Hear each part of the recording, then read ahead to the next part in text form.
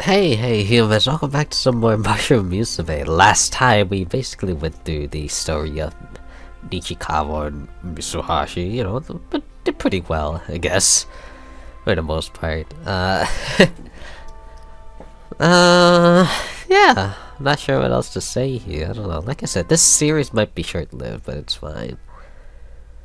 Maybe the next episode or the episode afterwards will probably be the last one, if I'm not wrong. Because, I don't know. This definitely seems like a game that you should just, have fun with in your own time, Just take it easy, Instead of just, like, trying to make a series out of it like me, I'm not really, like, the most explorative person or whatever, but it's alright. I'll just do my own thing. It's alright, you can just hear me read or whatnot, but it is what it is. Alright, here we go. Here we go again. This daughter her emotions will be a prized gem fragment? I don't know. I could save, right? Yeah. I put everything on 5, that's so weird. A prized gem fragment, and then her substrate. Oh. Her soil will be that. The most picturesque section of the forest we've laid our eyes upon. And her thing. And her mark will be that of a jasper. Nature's deep brown canvas. Reaching into the cool waters, the reclusive trees, what appeared to be a painting of the far-off landscape. With mountains, hills, and valleys, it offered a uniqueness perfect for their daughter. Ah, bro, it's brown now. We already got that color, bruh. I shall pay you with... sometime soon in larger quantities. Haha, I don't got that money, Oops, there we go. Ichinose. How's that one? Let's see what to do now.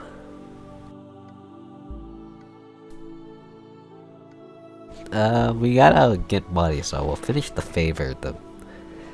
There we go. And now we got a lot. Nice. You heard some cats for the leader in exchange. They pay you a novel. Nice. Ichinose, that small mushroom. Only 3? A flock of hungry birds, how dare they? Purchase some poison and unfortunately infect the skull. Fetch your bow and hunt the birds. What do they take? Purchase some but we need the money. I will fetch my bow and hunt them down. Yes, that will work just fine. Change it to night. Heavy mushroom sitting atop you. Alright. By clambering off the bed in my wake.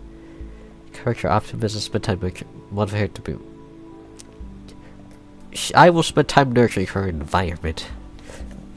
I will love this daughter. And... oh wait, the witch is here. Pretend you're going to give her payment full with interest. Here's the money. You greet her at the door, money in hand. If she's surprised, she sure doesn't show it. Thank you for your generous contribution. Consider that deal complete. She gives you a pleasant smile and a parting bow before returning to the woods. Wow! Minus 15! Oh my god! With that particular weight lifted off your shoulders, you rest a lot more peacefully than usual that night. Okay. Damn, dude! Holy moly, that's... Anyways. You guys said you finish your work for the whole week and have the whole day free, as much as likely as... to reach the woods, take your daughter on a scenic hike. Yeah, you know what? Clean up. Things have got a lot messier since you became a parent. Your house could use some sprucing up. After spending the whole day cleaning, it's actually a little nicer in here. That's it. Child.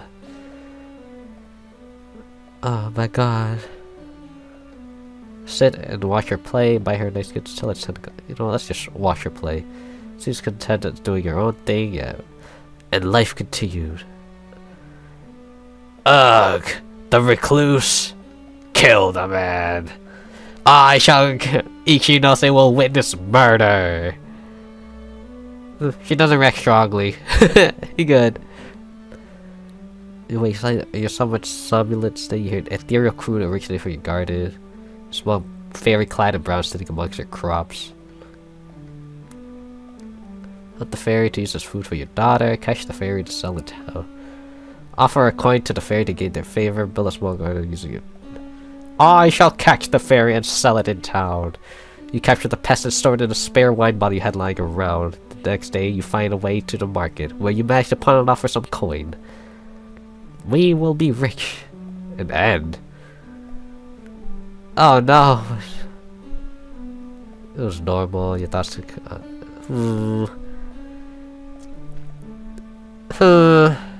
Delicate hue. Uncanny. And then we get. Oh wow. What? We're seeing things in pink now. Loving pink. You know what? That's what we wanted. Let's go. Common violet coral. Damn. Okay. This is your stats. Delicate hue. People are more likely to love you. Uncanny. People don't feel at ease around you. My daughter will be the most social person, I guess. Despite some uncertainty, yeah, alright. Your stats are definitely something. Could be worse. Oh my, sorry about that. I had to do something. Anyways, back to it. Today, you find a new vendor in a town square. An old man with no eyebrows, and behind him, a large cauldron. In front of him, strange glassware filled each filled with equally strange liquids. The man seems to catch you staring. Don't worry, girlie, I know which, he proudly proclaims. You don't bother to tell him, but you're able to deduce that much. I have potions for everything. Tell me what you want, little mushroom girl, and I'll make a potion for it. This seems sketchy, to say the least, but you can't help but be curious. I want to be something better. I want a different lot in life. I always want to pursue different skills. I want to be stronger. Except a surprise. Oh yeah. I always wanted to pursue different skills. You confess to the potion seller that you're unsatisfied with your current array of talents. If you could go back in time and choose to spend your time differently, you would. He nods knowingly. It's a shortcoming of life that we have to pick our poison when we're just youngins. But I think fate may give you a second chance this time. He pauses humorously, for a fact.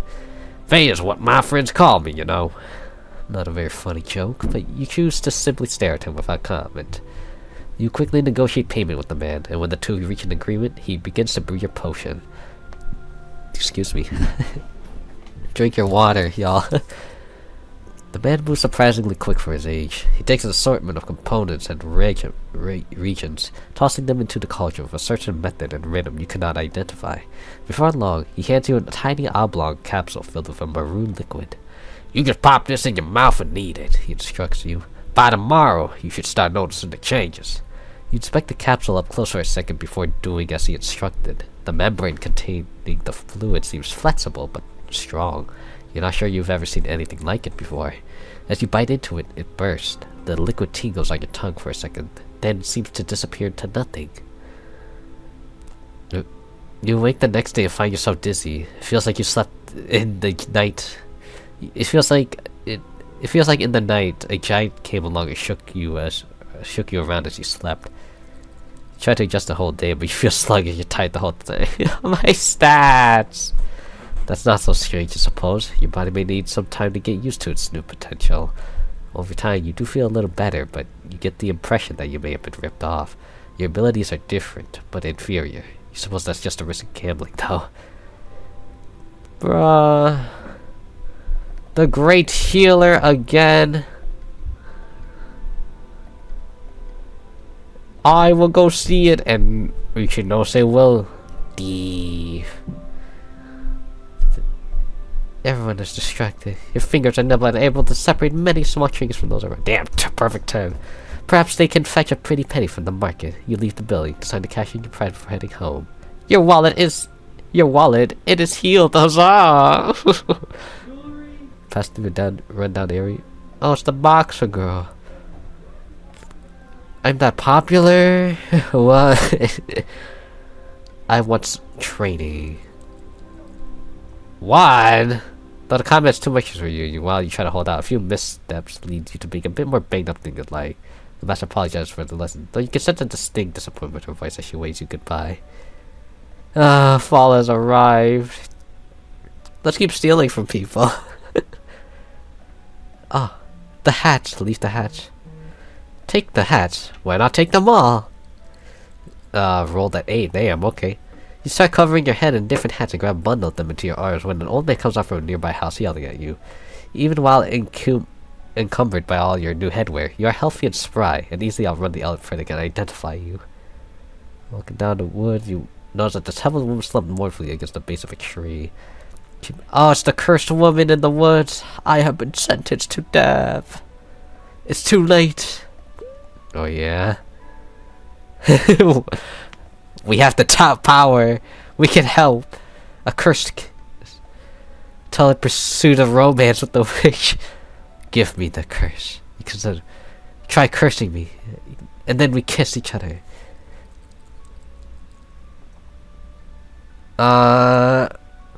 Hey, how do I load? Loading will lose on. Oh, what? Guys, I want to. Haha, what? That's so crazy. What happened? Give me the curse. God damn. Ichinose has the power of time traveling. Okay, go on to romance. The lady is clearly missing the important part here. The witch is totally into her. What do you mean a 2? This ain't good.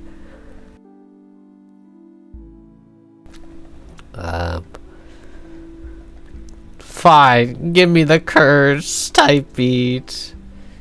You can just barely we passed this. I was gonna say, like, this is gonna be the last one. I feel this one is.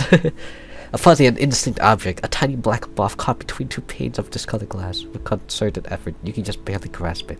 And as you part, it comes away with you. You open your eyes to see the lady wearing a shocked expression, the stain gone from her lips. It really worked. She can't help but shout in joy. I cannot begin to thank you enough. You tenderly touch her lips. You can't see it, but her reaction tells you that you now bear the mark of her curse. Something uneasy squirms in your gut. The formerly doomed woman now thanks you profusely and offers the rest of her savings as compensation. A small pouch of coins. Bruh, now well. Huh. And now we're... the dump. Pursue a great aspiration. See if Humpty needs some help. Every now and then you might want us to Humpty in the dump. It's in a weird part of the nearby village, you remember, but maybe if you're nearby you can pop your head in. Who knows, maybe the dump's managed to turn itself around. We're going to town again.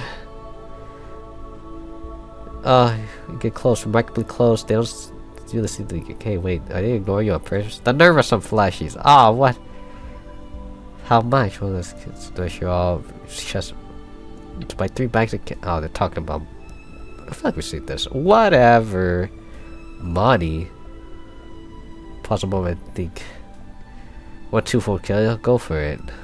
How about we don't pull out too much? Come to your senses. Self-mutilation with the goal of financial betterment is ascending, to say the least. Plus, you quite like your mouse face. You aren't too keen on disrupting the mojo within. Maybe you just have to take one of those munchkin's teeth someday for science. Oh, it's the picnic. Just invite them to join you. That's doom. Tell scary stories as they eat. Scary. Seem particularly interested in assuming you with questions which change life from all sides. But I think there's something to talk about. You decide to regale them with stories about the your witness along in the woods late at night. Wolves, witches, and worse. Your tale is steeped in morbid details, the kind that you'd expect to send them packing. Scaremaster.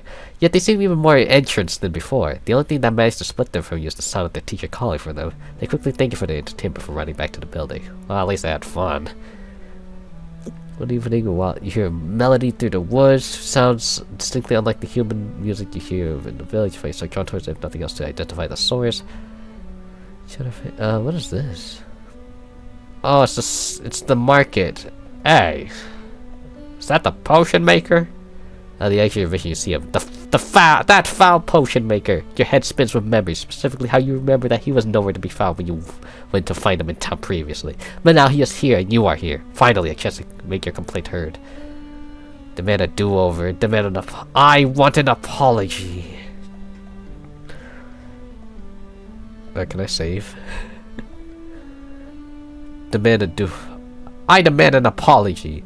You approach the man, flopping your hands angrily on the couch, separating you and him. With great detail, you explain to him your situation. His potion simply did not satisfy you, and you demand that, at the very least, he owes you an apology. As though you could not see if the man rolls his eye. All purchases are final. I can't be held responsible for your buyer's remorse. I've warned you after all. Gah, what a jerk. You puff your cheek, think of... Yeah, I'm doomed, whatever. Think you have to go when you retort that'll make him see things your way. Tell that you're a paying customer, that he should be more grateful for your patronage. You want an apology, you should get one. Bad, I'm sorry. You don't know how to deal with the consequences of your actions, girly. What a miserable excuse for a merchant. Think that he will never acknowledge your feelings. You figure it's best to be on your way. Do not get your door, use elegant black suit. Are you the fungal one of the woods? He asks as though seeing you through the fireplace. Small dinner this thing. You have learned not to meddle with the affairs of humans. We were doomed. Like, come on now. Going through the village, you try to remember the path you took to get to the dump. And while some time passes, you at least have a nice stroll. The dump is still around, and the door is even unlocked when you go to pool, but the same dead energy you felt before persists in the area. Regardless, you go inside, walking up to the creaking steps as they double back on themselves, ending up in the establishment proper. Inside, Humpty sits behind the bar, idly staring off into the distance. He doesn't even register the sound of the bell above the door, though when you move into view, he jumps with a start. Oh! Whoa! Hi! I kinda go... what am I... Why am I giving them? Dude, I don't even know what kind of voices I'm giving people anymore. Oh, why don't I stick with this one? My name is Humpty. Oh, hey. I kinda got used to folks not being here. What can I do for you? Wait, I did say that, right? Oh no, I skipped. What can I do? What can I do ya for? You explained that you came by to see how the business was doing and note that it seems pretty much changed. Yep, that's the case, alright.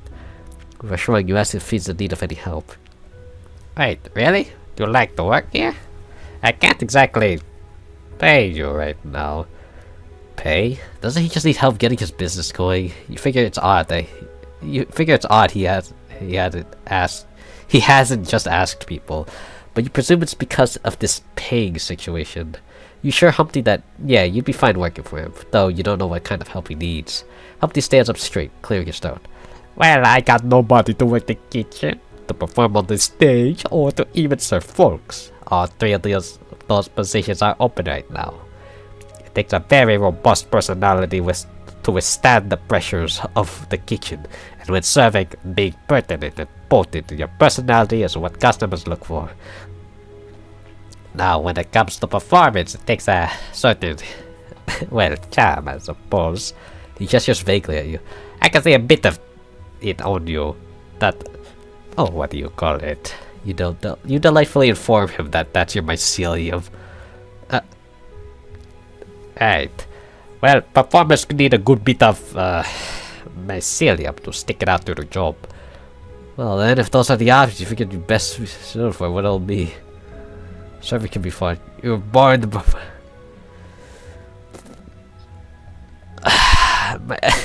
you were born to perform. Because that's like literally the highest thing. Like everything. Maybe we should not have taken that potion. Really? That? Well, let me just say, once upon a time, the name of the game was Cabaret. But that requires a good-sized staff. One that we don't have no more. Plus, that guy I lost all my money to. Well, I'm going to stay out of his way, business-wise. Plus, I heard he got 10 ears in his joints. I don't know what that means, but I don't want to find out. So we're shaking it up. Talking show's the name of the game. Now, I'm the host, and you have to jump to it. You'll be my co-host. A charming, witty, humorous, conversational show will be put on those in the audience. A talking show? You're just going to talk to each other, and that'll be entertaining? You're a bit confused, but you might as well give it a try. Alright, Ichinose, you got any special views? Any particular interest that might help to center on a little talking show? I like to think I'm pretty dang scary myself. Yeah, we're scary. Actually, let me see this. We're doomed. You enjoy keeping the village children on their toes. In good nature. We're doomed. Tokens. We have 6 elves. Sorry, I had to cough there. Oh, that could be quite useful for setting the tone of the talking show. I'll have you to lean in some more spooky things. Alright, up on stage. Humpty says, climbing up onto the stage himself. Now, just as a heads up, I kinda have to keep, well, a low profile. Some of those folks in the cabaret scene, I like to see me in less than ideal conditions. So I'll just be running an alliance when we do this for real, but for now, we'll try it as a test. Let's see. Tonight, my alliance will be Jackie Carrickson. Takes some getting used to, but you're able to start an open conversation with Jackie Carrickson. The song and dance at the talk show is bizarre, but you had the mycelium to cut the delirium, baby. It's weird to have a conversation as entertainment, especially on a stage with nobody watching, but you slowly find your rhythm. It's clunky at first, but you're steadily understanding the niche that you fit into within this dynamic. The song and dance at the talk show is bizarre, but you had the mycelium to cut the delirium, baby. Humpty is surprisingly energetic, but nevertheless, you keep up the dance of talking show. Though you worry that you'll run out of winning charm, you try not to let the nagging thoughts get to you. The song and dance at the talk show is bizarre, but yet the mycelium to cut the delirium, baby. As time drags on, you wonder just how long you've been up on the stage, how long you'll have to endure further. Humpty, thankfully, never seems to run out of things to blather on about, so you're able to play off on him. Or play off him. I misread it. But you don't put your own self forward, it just bounces off him. It just bounces off of him. Oh wait, but if you don't put your own self forward, it just bounces off of him, you'll come off flat. You stutter and become flustered, messing up your words and coming off as grossly incompetent. Humpty just sighs and gets up from his chair. Humpty sighs. Stop! No. Sorry, it's not gonna work. I know I'm in desperate need of employees, but I can't compromise on quality, you know. I'm sorry, you just don't have what we're looking for. Humpty shows you the door and you leave disappointed in yourself. Perhaps having a job's harder than you thought. Bruh! I mean, we grow up.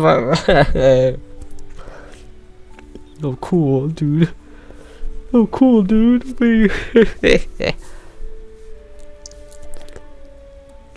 This is what happens when you drink the potion. And you're doomed. Bruh, that's sad. What? Summon more mushrooms. Number 21. Piece of an old recipe. Now plop your balls in the heated fat as space allows, and heat till golden brown. Set aside till drained and cool. Stored in the freezer wall. No, I think the recluse wrote this.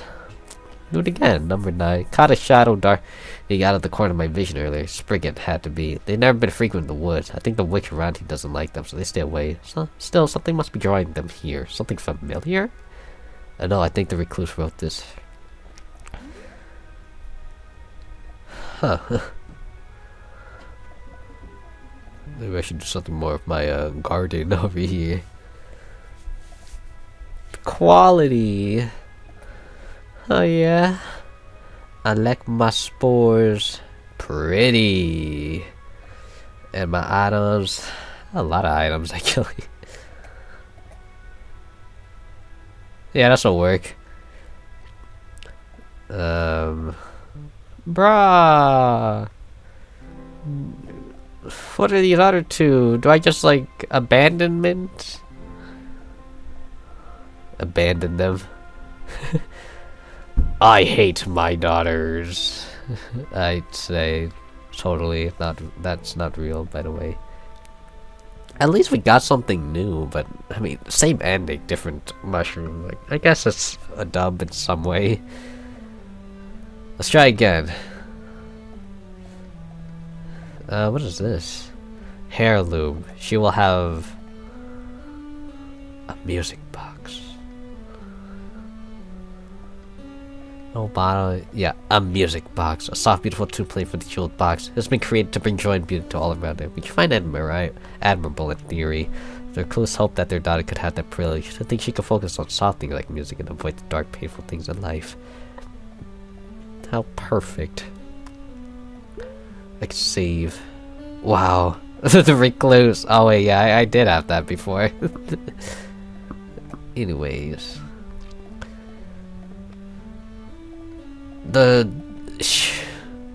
She will have the quiet graveyard soil, and within it, a flower. Maybe I should not have chosen a flower. Magenta blossoms, fuchsias, cardinal. Yeah, you know what? Cardinal flowers. Somehow they were the loudest flower the recluse had ever seen. They reminded them of fine, vivid things, expensive dyes and lavish clothes. They could never afford these things in society, but this flower was free. Their daughter would never go without. We discovered the red color! Wow! I shall pay you with life. And now I'm dying. My child will be named Kurenai. Wait. Oh, I gotta feed. Hey, what was this mushroom again? What the? Seek morsels away from your charge to the woods for foraging. Ah, to the village, why not? Oh man, tell the guard, you know what, accept the loss for now. We can. We're tired. Mushroom creature sitting on top of you.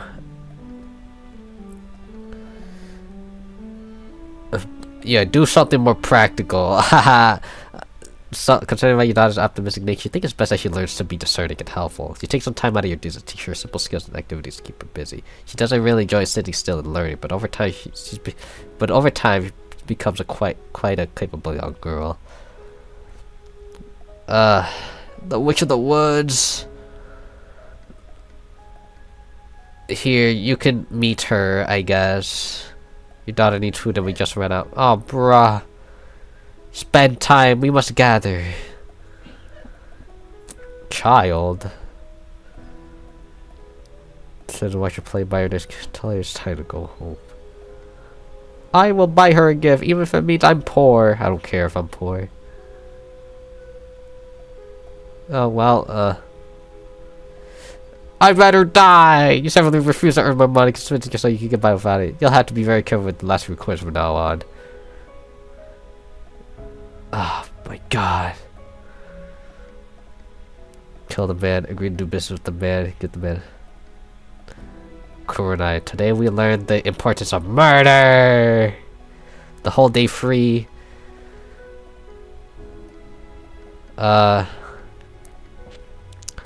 Let's just go on a scenic hike, you know. Sure, she seems to like herself, more like herself here. You struggle to take her home, but eventually you do. I did pretty well. Delicate hue, uncertain. Loving parent, you know, that's what matters the most. Elegant, verdigris, agar. What? Verdigris. Oh, that's a color. Oh, what the heck? Verdigris. Hold on. Verdigris. That's actually how it's. Sorry, I pulled up like Google basically. Agaric. Oh, okay. Well, that's fine. My daughter will go. Some rest of the day, like take a visit the recluse, visit a strange location, make a free wander. My daughter will do nothing but expeditions. Do some scouting as a child. Medicinal. Oh, this is the. Is this a flower again? Pick the flower.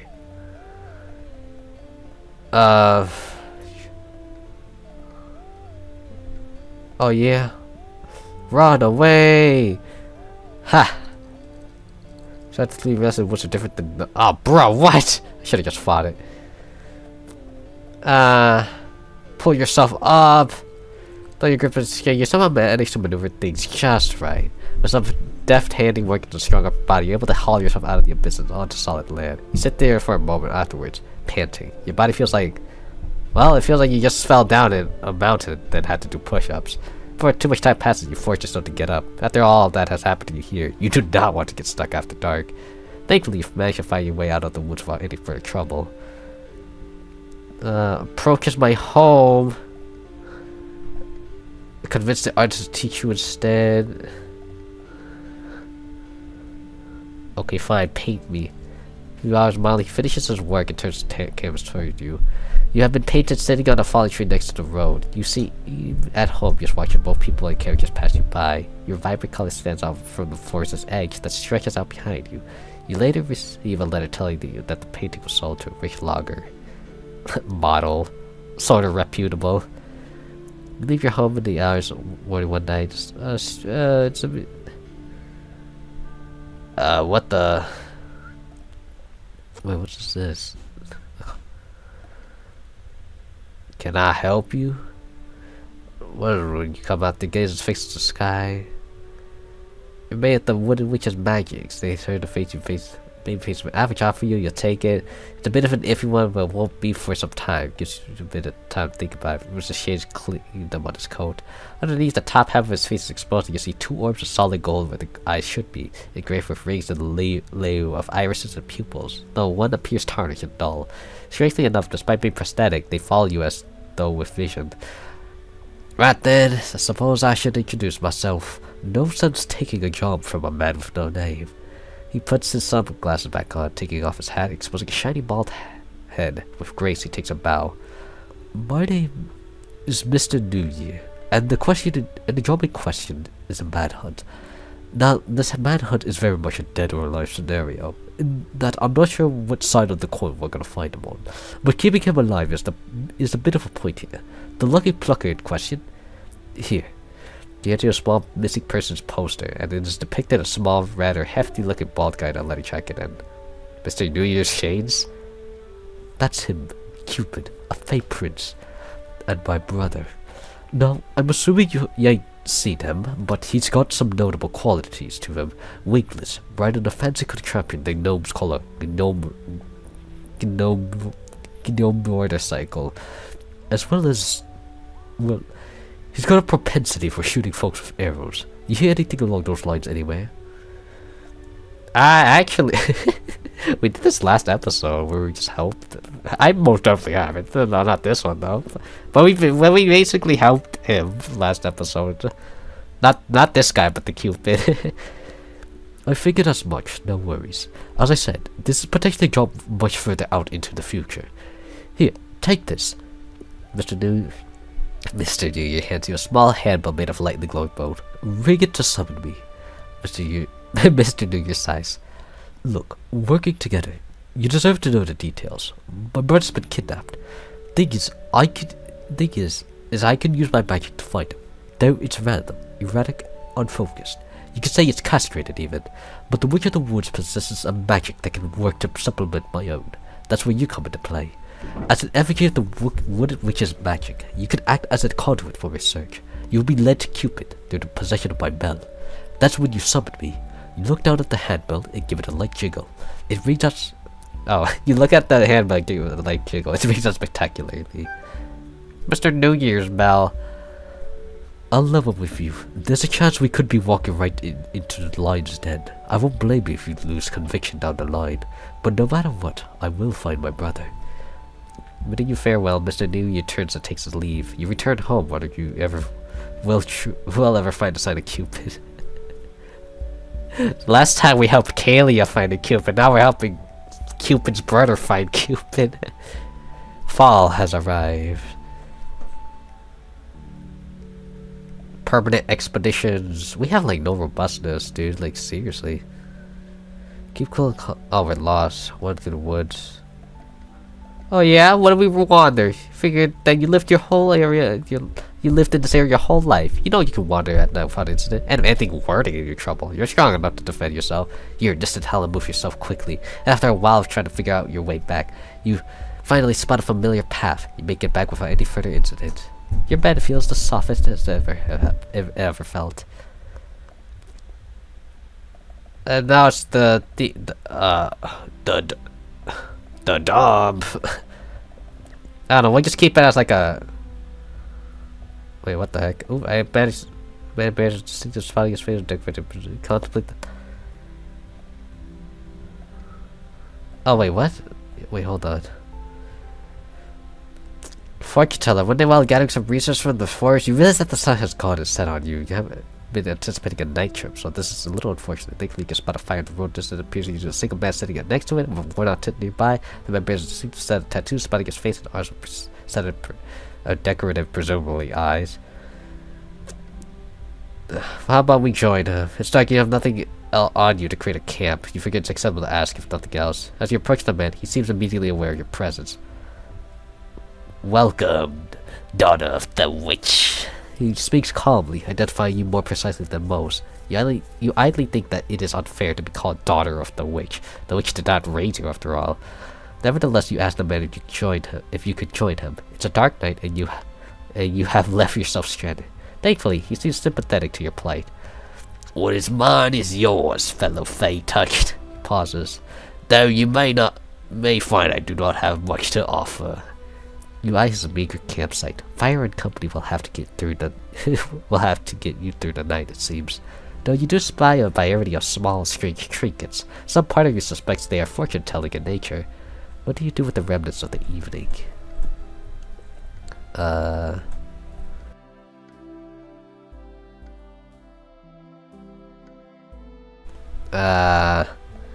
He speaks with you with familiarity, He speaks to you with familiarity, help him learn to please. How about my fortune? One simply cannot carry around fortune-telling instruments and speak in obscurities without expecting to be quizzed. You ask the man plainly to tell you of your fortune and what may lie ahead. There's a moment where you are worried this request may offend the man in some way, or at the very least bore him. But if that's the case, he doesn't betray these feelings in his countenance. He simply takes a set of bone-weight objects sitting next to the fire and holds them in his fist for a moment before casting them into the flame. The bone fragments wiggle impotently for a second, before suddenly popping into little more than dust. This is supposed to be your future? You turn your fearful gaze back to the man who is simply shaking his head. I'm afraid I cannot, youngling. Sometimes the fates are mysterious. This does not seem like a too simple explanation in some ways, but if he doesn't want to tell you, then it's pointless. You do want to ensure one thing, though. That doesn't mean you're dying soon, right? He contemplates this question for a second, raising a brow. Perhaps if you aren't careful, but it is not set in stone. You accept this answer and spend the rest of the night quietly chatting with the man. By the time morning arrives, you feel rested and ready to make the trek back home, and after a quick thank you to the man, you make your leave. And it is winter. Do some scouting. It's always useful to expand your mental map of the area.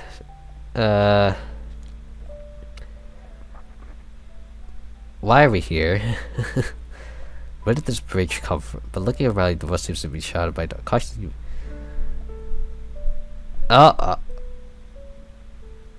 Real. Oh, massive magic pulsates in the gentle maelstrom before you. At the core, you spot a door.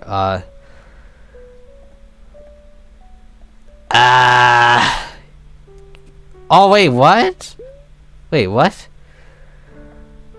Cupid. Stone walls disappear into brackish air, but at least you can see the chair and the figure of the Cupid. Before you know it, he smells you, raising his head towards your direction. And you can see on his face empty sockets where his eyes once were. Cupid begins to squirm, as if silently begging for help. He lets out a faint grunt, a rush of air from his nostrils. But it's enough. Wake already? A sing-song voice rings out from the darkness. Cupid begins to panic, his visage paling to a ghastly white, and though he's gagged, you can hear him protest. You can hear his protest break out through the thrashing. So soon, I'm beginning to think you like this, Cupid. The voice gets closer, and it doesn't take Cupid's fear to make you understand. The air has shifted. I think you should leave. You sprint out of there in fear of your life, not consciously, but instinctively.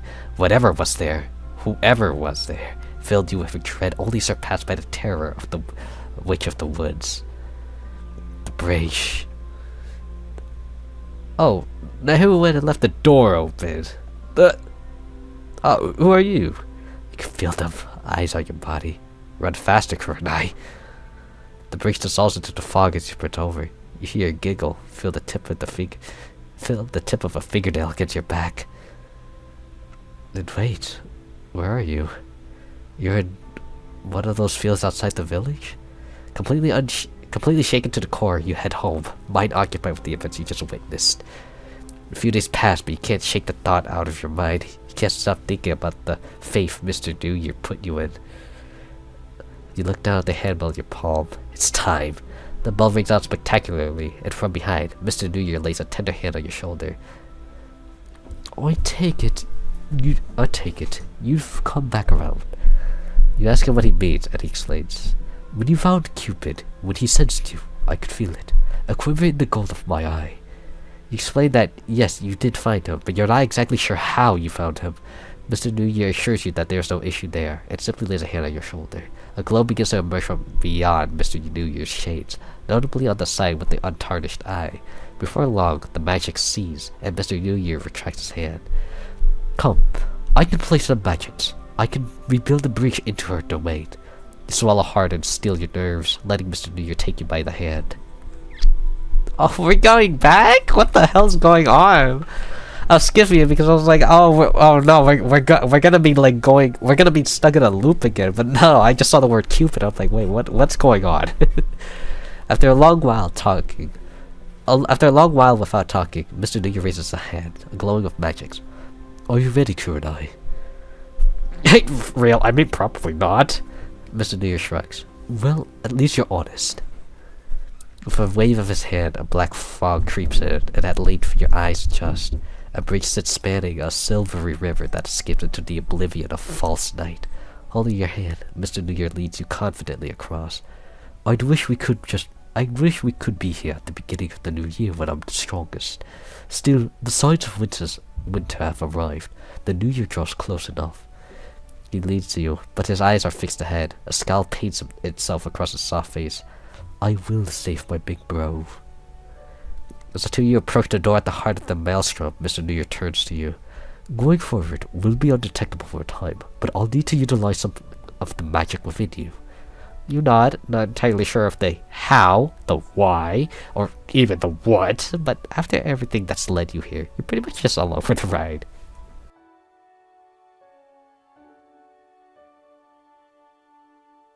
Sorry, I had to cough there.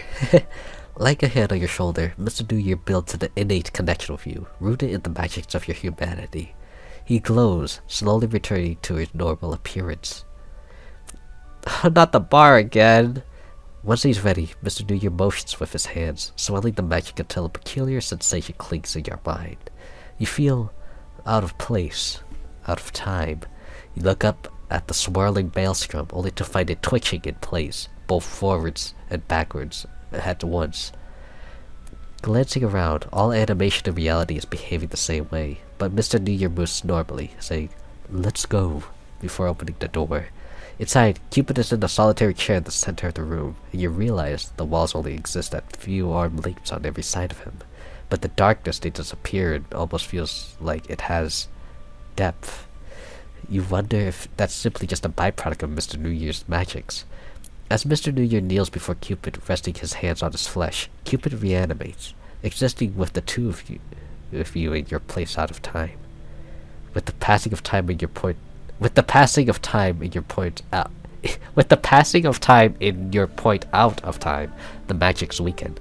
Cupid grunts, looking in pretty bad condition. Mama, you found me. You came. Mr. New Year rubs his hands over Cupid's bruised and broken body, and where they pass over, the flesh becomes fresh, new.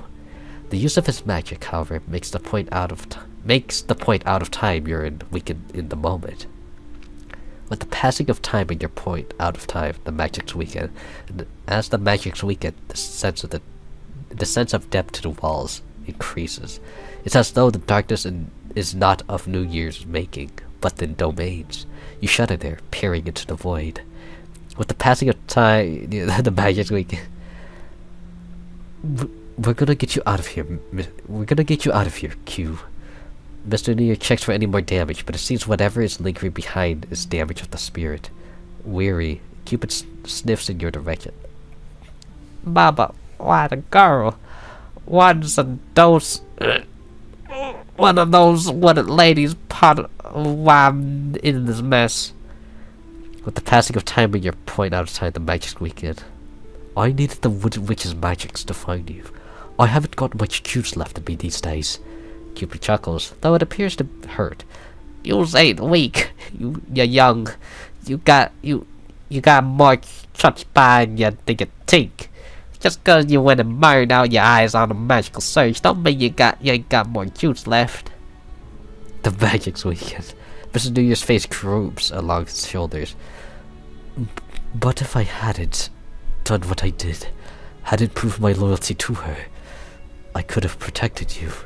Cupid extends a hand, resting on Mr. New Year's shoulder. You don't realize, Baba. You couldn't. The magic's weakened. Mr. New Year looks up, tears fought back in one eyes.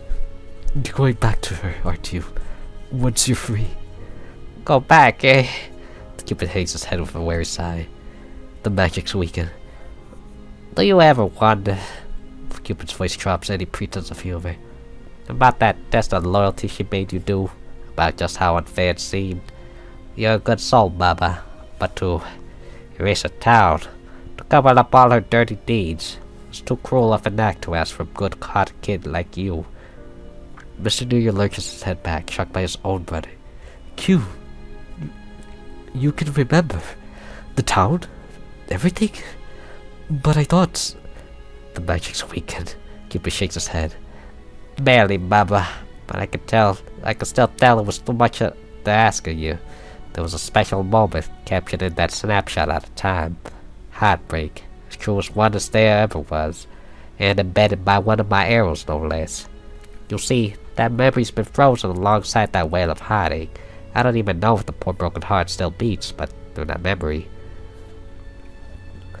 I digress. Listen, Baba. You were blind to a cause. You were young. You messed up. Don't kick yourself for the past, for you could instead make amends through the present. Suddenly the magic paling protecting that through you dissipates. Cupid remembering your situation goes pale. Baba, he whispers. We gotta go now. Mr. New Year looks up into the dark. That scent. Lilacs. Oh my. A sing-song voice coos out, and you feel an unbridled terror take hold of you. Perhaps you're more effective with the correct bait. Mr. New Year turns to Cupid as a black fog against the walls thickens and turns a glittering velvety purple. Q, who captured you? Cupid swallows hard, almost scared to say her name. Renewal. Oh my god. Renewal. Right, Kate. Oh. Bobby. I don't know who's speaking. Oh, Bobby. I'm trying to turn the face to voice, but it comes from every side. I would so very much like to do some research on you. Mr. New Year looks at you, panicked. Run! The three of you make a mad dash out of the room and run across the Renewal's domain. But try as you might, there's no breach to be found. Looking over at Mr. New Year, he appears drained of magics from earlier. Eventually, the glittering fog coalesces, and before you stands there trying to figure out the one named Renewal. What's wrong, Bobby? Feeling tired? Drained? Did you exert too much trying to sneak into my domain? As the fog clears away and Renewal's body comes into detail, you realize the swirling maelstrom rising behind her, casting her into the glitter, casting it in a glittering lilac aureole, and it spins with malevolent force like a storm on might to claim my champion's fame. Across the skies dance, 30 seconds to glorious beautification. Her skin shines like wet opals through the glittering air, but as she stares at you over her glasses, the messy remnants of a ponytail hanging in strands before her eyes, you see in her the terrible might of the Fae. A knife in one hand, a book in the other, Renewal stands patiently, carving words into the paper as the maelstrom darkens to a bellowing purple, roiling and punctured by cracks of magics, singing like thunder. Cupid steps out before the both of you. Mama, work on getting us a bridge! His stubby hand extends out before him, pointing at Renewal and glowing a soft pink. Q, don't! No arguing. I failed to protect my baby brother too many times. My line of work, you learn to think toward my love. What's worth it? Who's worth it? Who's capable of it? And who's got it? Cupid's magics, and its skin begin to saturate. And her? Cupid scowls. She deserves nothing. The heavens rumble, 20 seconds to glorious beautification. Cupid looks over at Renewal, whose smirk has turned into a teeth-bared grimace. In her eyes, you can sense terrible conviction as her form floats above the ground, crescendoing into the maelstrom. As Renewal becomes more scintillating, her expression turns ravenous, hungry. Cupid's hand turns a sickly gray, as his skin appears to wither and wrinkle, darkening into a slate complexion. The firmament quakes, 10 seconds to glorious beautification. It's always such a shame, Cupid rasped. Love is too precious, a thing in this otherwise cruel, uncaring world. To rent it all away is to leave an ever-wintered land. Yet, Cupid crushes his hand into a fist, squeezing out the blackening magics into brackish geysers, as a small pink gem forms itself like a cyst on the back of his hand. The maelstrom slows, jerking to a halt as Renewal collapses to the ground, a horrific, twisted expression of pain and grief stained on her. She grips at her head, his nails digging into the skin of her cheeks, as the domain all around her begins to tremble and freeze. Got it! Mr. New Year shouts, pointing at a freshly conjured bridge leading out of the domain. Cupid and Mr. New Year make a hasty retreat, with Cupid plucking the gem from his hand and depositing it into a bag. You, however, are frozen by something. Renewal's gaze. Oh yeah, we're safe. You were an outside variable. Renewal smiles once more smiles, like a starved predator gripping at her heart. But you helped Bubby, didn't you? You have magics in you. Magics like his. She licks her lips. I'll enjoy studying you. Before you can muster the strength to leave, Mr. New Year swings back, grabbing you and flying off on a pair of powder white wings. Renewal calls out as you fly over the bridge. I'll see you soon, Kurenai. Back outside, the Renewal domain. Wait, where are you? You regroup with Mr. New Year and Cupid. Cupid catches a breath. That won't keep it down for long, but at least it was enough to get us out of there. Avoiding all the love from someone's heart is never a pleasant endeavor. Turning to you, he gives a portly bow. Thank you for your assistance. Assistance with 4 S's. Sorry to drag you into all of this at all. Sorry to drag you into this at all. And who insulted you earlier. He reaches out, touches your arm. There's a warm current of magic that flows through you, and you take it as a sign of gratitude. Oh wow! Mr. New Year's removes his shades, handing them to Cupid. I believe these are yours, Q. Hey! Groovy to the deluxe! Cupid's energy seems returned to him alongside the sunglasses. Well, it's Boogie. I can give the girl here a ride. In a flash, Cupid is gone, returning for after a moment on a flying motorcycle. Lowering to the ground, he pats out a sidecar, which you fit into quite well. The three of you return to the woods, and you're dropped off at home. As they leave, the two of you give another thanks, and a wave goodbye. Yeesh, what a day. As you grow older, you can't move anything below. Wait, what? There's no. Wait, what? You go to bed and I sleep. Wait, opening your eyes on what stands before you. The sheen of her glasses protects the privacy. Oh no. In her hand, she brandishes a knife. In the other, a book with notes and diagram of you sits open. Then you realize that you can't move anything below your neck. There is no you below the neck. Renewal grins, a wide 2 feet gnashing grin. Well then, she coos. Let's start the experimentation.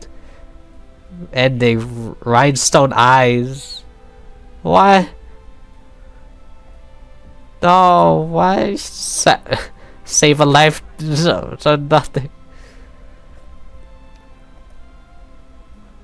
No, what? I thought, damn,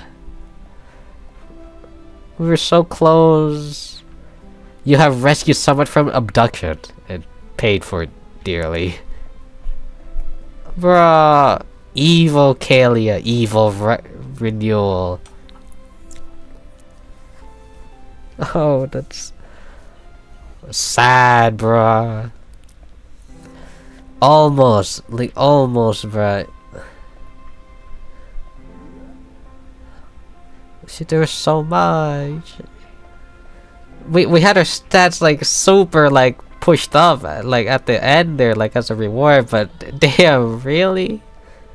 Rhinestone eyes. Damn, really? I'm sad, bro. We got one like good one, a normal one, I guess, and then just a bad one. One neutral, I'd say, yeah, just two neutrals, which is fine, but I'd rather not have neutrals. Why is there so many mushrooms? Violet coral. Damn. We have Creepy McGee over here. Creepy McGee. Sorry, I'm looking at my almanac. I have one of the 3-starred ones. Cordyceps. Apparently find that fist of money. I can't believe it. I got one of the 3 stars. Literally on my first one, if you don't know it. It's probably an unlisted video, to be fair. But, you know, it is what it is. Yeah, it is going to be an unlisted video, I don't know. But why did I die? I can always just go back. What if I did? Just go back. Damn, it doesn't even matter anyways.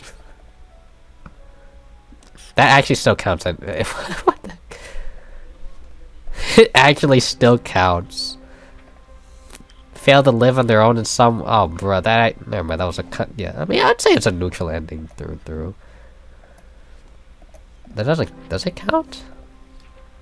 No, it's just... damn, really? I mean, I could just keep resetting it to get, like, a bunch of summons. Continues with change, a new magic mushroom can now be grown. Nice. Piece of sheet music. I wonder what those sound like. Anyways, yeah, just keep summoning. Number 4. I think the recluse wrote this. What the big brain? Zigzaggy. Oh, okay, that's fine. We'll gain potato brain. Magical matters are forever beyond your understanding. We just don't know. Simple weed. With stats like these. What? Pretty butt. Shiny. Get that weed out of here. That works. Beautiful. See? We're gonna have everything. No! Add more items to my shop. To my shop, yeah. Yeah, you know what? Let's just fill in with everything. Let's see here. Paper lantern. Oh yeah, that works. We need some more spores. Some more pretty ones, and no love spores. Do we have one of it? Yeah, it looks like one of everything for the paper doll. There we go. Oh, what the heck? Gracious gardener, explain. What? Can we just have more? Oh wait. Please don't do all that. Well then, it seems we can have more than needed if we want. Interesting. Interesting. Yeah, they really do encourage like replayability. I don't know. Not something you would normally make a long series of, but anyways. I think from the final episode, I'll try. I've been thinking about this. Like for the final episode, it won't. I will do a final run of just like doing whatever I guess I want. But I'll try to get every single one of my friends. Well, not every single one of them. I'll just get any of my friends who are willing to do this. Like, do a run of the game and see how they do. Just one run each of them. That'll probably be for the finale. Because it makes sense, but you know, like, because I don't want the finale just being me just alone all again. Well, I mean, it's like that for many finales, but yeah, there doesn't seem to be an end to this game, if that makes sense. But you know, I guess for the final episode, I would just like to have like whoever my friends would be willing to like take part in this game. I would like to record like to see what their experience is. You know, how does that sound? Don't know how well that'll be for the old War Machine over here, because I don't know why this game kind of makes my fans run a little hotter. Event timers, confirm choices, whatever. Skip unseen text. Yeah, I guess I don't know. But anyways, that'll be it for this episode. So thank you everyone for watching this episode of Mushroom Musume. Like, comment, subscribe. You do whatever you want, and I will see you all in the next episode. Bye bye.